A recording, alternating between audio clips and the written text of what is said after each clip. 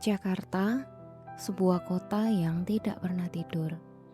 Dari ketinggian malam, cahaya lampu jalanan berkelap-kelip, membentuk nadi yang terus berdenyut tanpa henti. Kendaraan lalu lalang, orang-orang bergegas. Kota ini hidup, tetapi di balik gemerlapnya, selalu ada sisi gelap yang jarang kita lihat. Namun pada suatu malam, suasana berubah. Api berkobar. Gedung menjulang di kawasan Glodok dilalap si jago merah.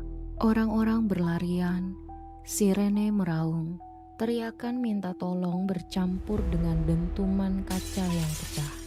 Malam itu, kengerian melanda. Wajah-wajah penuh kepanikan, air mata bercampur dengan asap tebal. Tangisan pecah, nafas tersengal, dada pun terasa sesak. Dari balik kobaran terdengar suara-suara samar, teriakan yang tak sampai, bisikan yang tak terdengar jelas. Ini adalah sebuah kisah yang akan membawa kita menyelami sejarah, konspirasi, dan misteri di balik salah satu tragedi kebakaran terbesar di Jakarta. Untuk memahami tragedi Glodok Plaza, kita harus menoleh ke masa lalu. Kawasan Glodok sudah menjadi denyut ekonomi sejak abad ke-18.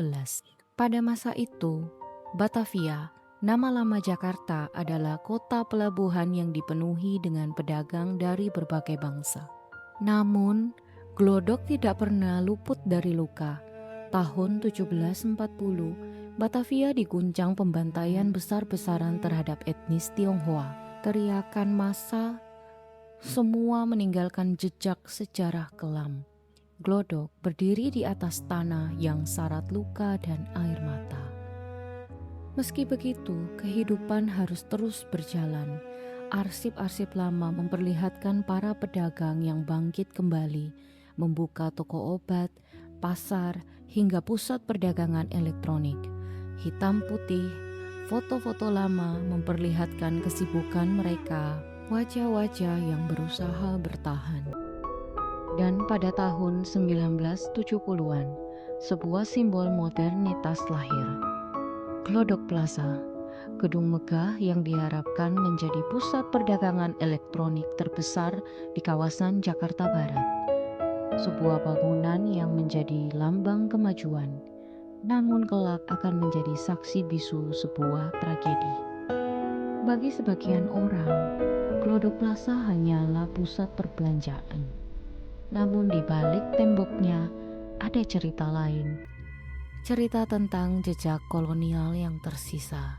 Lorong-lorong sempit, pintu besi yang sudah berkarat, dan dinding lembab mengingatkan kita pada kisah masa lalu. Beberapa arsip menyebutkan bahwa area di bawah gedung pernah menjadi bagian dari sistem terowongan kolonial Belanda, tempat rahasia yang dipakai untuk menyimpan barang, bahkan menahan orang-orang tertentu. Gedung ini mungkin terlihat biasa di siang hari, tapi bagi sebagian orang, setiap lorongnya menyimpan aura menyeramkan. Seakan-akan dindingnya masih menyimpan ingatan penderitaan masa lalu. Memasuki dekade 1980-an, Glodok Plaza memasuki era emasnya. Lantai demi lantai penuh dengan kios elektronik, dari televisi, radio, hingga komputer rumahan, semuanya tersedia di sini. Orang-orang pun berdatangan, mencari televisi berwarna terbaru, atau sekedar berbelanja VCD yang saat itu begitu populer. Glodok Plaza adalah magnet hiburan sekaligus belanja. Namun, tak ada kejayaan yang abadi. Perlahan-lahan, kios-kios mulai sepi.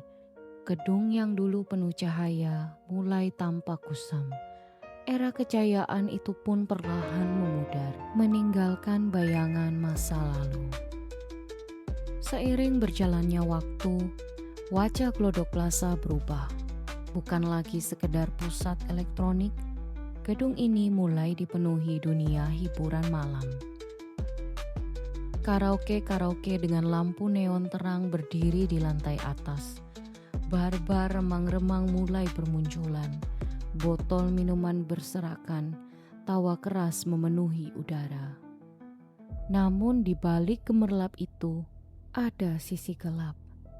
CCTV merekam keributan di lorong sempit, perkelahian, dan hal-hal yang tak pernah muncul ke permukaan. Gedung ini dikenal memiliki dua wajah, ramai di siang hari, namun penuh rahasia di malam hari. Malam itu suasana tampak biasa. Pengunjung bernyanyi, bercanda, tapi di balik tembok, kabel listrik mulai berasap. Percikan kecil berubah menjadi kobaran api.